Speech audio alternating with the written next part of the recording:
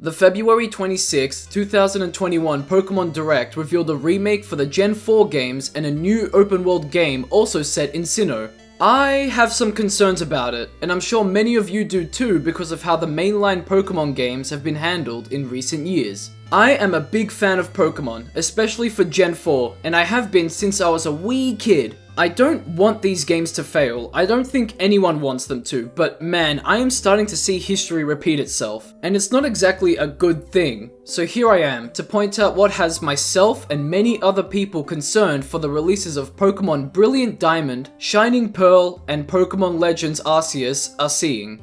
Now, I know what you're thinking, these are just reveal trailers for games and they won't completely represent the final builds. Yeah, but that's what they said about Pokemon Sword and Shield. I'd say we've got a pretty similar situation going on here. Let's start with the Gen 4 Remakes trailer. After the fancy intro, we get our first issue. This tracking and zooming out. Why is it so choppy? The zoom out from here to top down, perhaps, but it just doesn't look right. Also yes, I know the game footage is not final, but come on, how not final is this going to be? But hopefully they'll make this scene less choppy. After that, we get a look at the towns and they appear lifeless and still. Those issues, especially for a franchise worth over $1 billion, should not be present. Can't NPCs just do anything else other than stand around or pace back and forth? Maybe visually show them watering plants? Just literally anything other than this. Although, the chibi art style for the characters is kinda cute, you know? I think the aim of using this art style was to emulate how the characters looked in the original Gen 4 games. Yeah, okay, but I just don't think it translates very well to 3D. They look chunky, their movements seem quite stiff, and oh my god, their hands are terrifying. Why not just continue with how Sword and Shield did character models? I like the way they looked. When they were animated, they had personality and some of the designs were interesting. This is like a mobile game, and what's with the trees being the same distance away from each other? I get that it's a remake of a 15-year-old game, as of uploading this video, but geez, this just screams lazy. We could have gotten a Sinnoh that doesn't look like a cheap and easy to make remake. Why not make this look like an actual forest? Why is the tile design still being used 15 years later? Pixel art and tiling is clearly a thing of the past for the Pokemon games. But maybe it's for nostalgia, right? There's nothing nostalgic about this other than the Sinnoh region and Gen 4 music. I feel nothing when I look at this. But enough about that. Let's move on to the battles because, oh boy, it's rough. The personality-less Pokemon animations are still being used. Their 2 default attacking animations are most likely still being used too. I shouldn't say most likely, right, because we all know that they're just going to recycle those animations from the other mainline games. Don't get me wrong though, reusing assets is good and smart in the right context. I don't think anyone has an issue with Game Freak recycling Pokemon models. They genuinely look good and they do each Pokemon justice. But there needs to be more Pokemon animations if they are going to continue using the ones they already have. It's frustrating to see this. Piplup sort of shoots those bubbles from its mouth, Chimchar uses Ember from its chin and then proceeds to continue the attacking animation with nothing going on. Oh, and Turtwig! Well, its Razor Leaf attack looks okay, but like, do something other than scream in silence please? Different animations for different moves, yo. That's how you solve this. We don't need to keep having this. Or this. Game Freak has the money and reach to hire people to make this stuff. As we can also see, the static idle animations are here to stay too.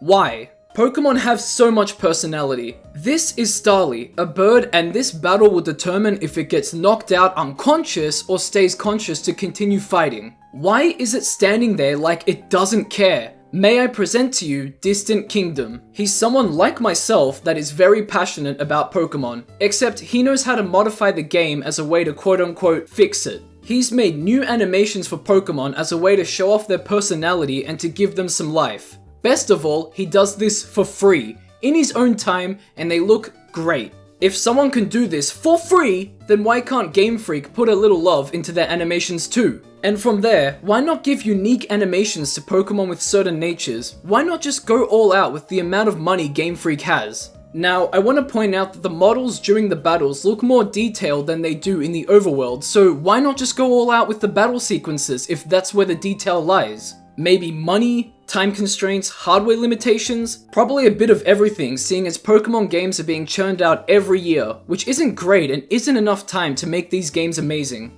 Also, can this 2 games per region thing just stop already? It's so obvious that it's done to generate more revenue, even though the Pokemon brand sells like hotcakes. It's just greedy, and having exclusive Pokemon and now gym trainers exclusive to a game is just...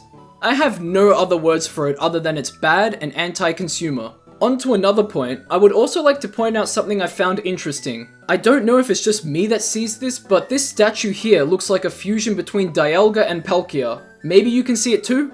Let's move on to Pokemon Legends Arceus. Unfortunately, I think this one is the most worrisome out of both games. The setting looks great and I'm pretty curious to see what this game holds. But, and this is a big but, we know the Switch isn't a very powerful console. Breath of the Wild, a game that has clearly inspired Pokemon Legends, runs at 30 FPS and dips when too much stuff is happening on screen. It seems to be the case here too. 30 FPS and random dips in frame rate. What's up with the Pokemon 2? They sometimes run at a low frame rate for some reason. It just looks bad. There's literally nothing going on screen, so why is it doing that? And yep, you guessed it, the Pokemon suffer from having a lack of personality and animations in this trailer too. This dude catches a Shinx right in front of another Shinx and the other one doesn't react to its fellow comrade being taken away.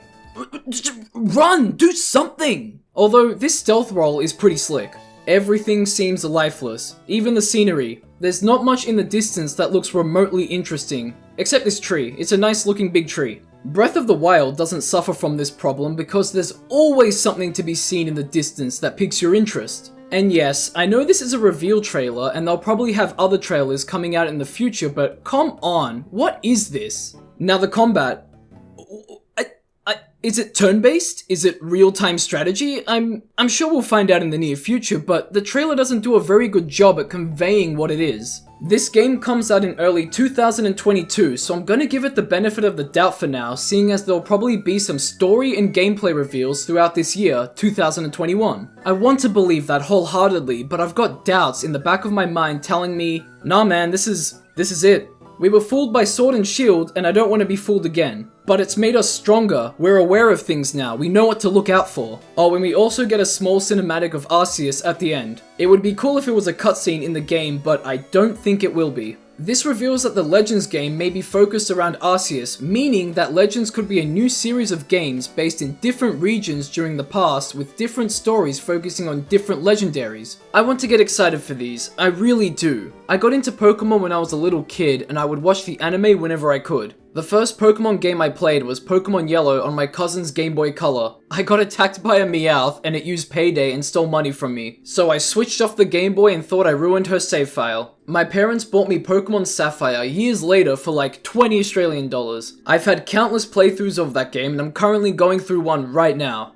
I then got a copy of Pokemon Diamond from my other cousin because he had an R4 and didn't need 2 copies of the game. Countless playthroughs were made on that cartridge. It'll forever be my favorite Pokemon generation. The music, setting, story, the underground, and the Pokemon. It was the most beautiful Pokemon game I think I've ever played. I've also played some of the Gen 1 and Gen 2 remakes a few times. They were amazing and packed full of content. I haven't played Black and White 1 and 2, nor have I played Sun and Moon and Ultra Sun and Moon, but they look fun, especially Black and White. I have played Pokemon X, it was okay. Alpha Sapphire, it was also okay. I've seen and played Pokemon greatness, and I don't want the good times to end. Enough of this making games easier because people are busy. I've just sunken 120 hours into Persona 5 over like 4 or so months while working on YouTube videos 7 days a week and working a side job. Trust me, if people enjoy the game, they'll sink in the hours. I want to get excited for a new Pokemon game again, and I know you all do too. So what's the solution? Well,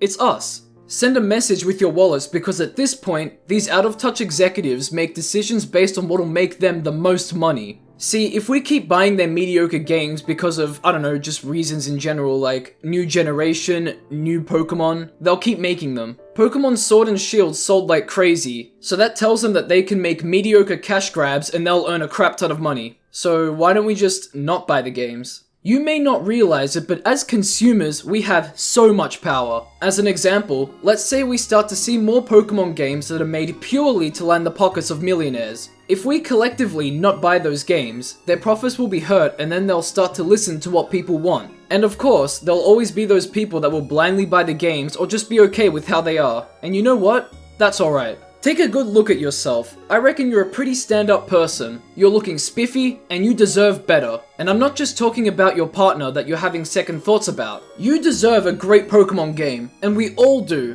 And it'll only be possible if we can get through to the big people up in Game Freak's and Nintendo's management.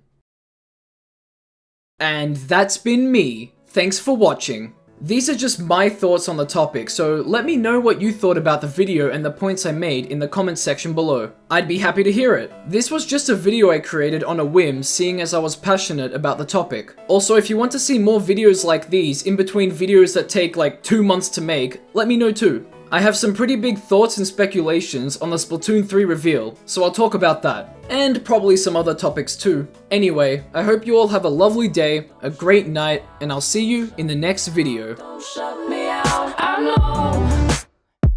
know I get it, baby. Please slow down for a sec. Care for me more.